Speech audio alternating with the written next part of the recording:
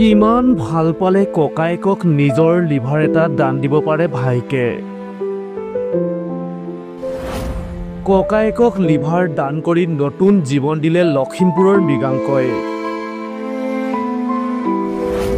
এয়াই ভাইক ককায়েকৰ নিস্বাৰ্থ আৰু নিভাঁজ তেজৰ সম্পৰ্ক।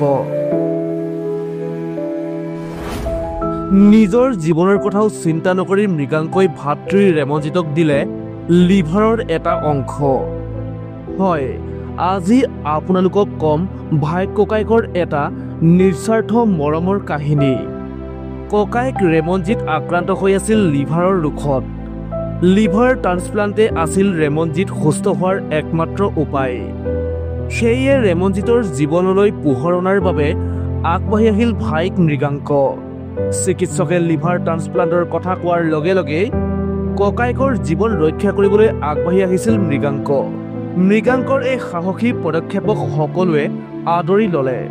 মৃগাংকৰ এই সিদ্ধান্তই কেৱল ককায়েকৰ জীৱনেই নহয়, পৰিয়ালটোলৈ উভৰাই আনিলে হেৰুৱা হাঁহি।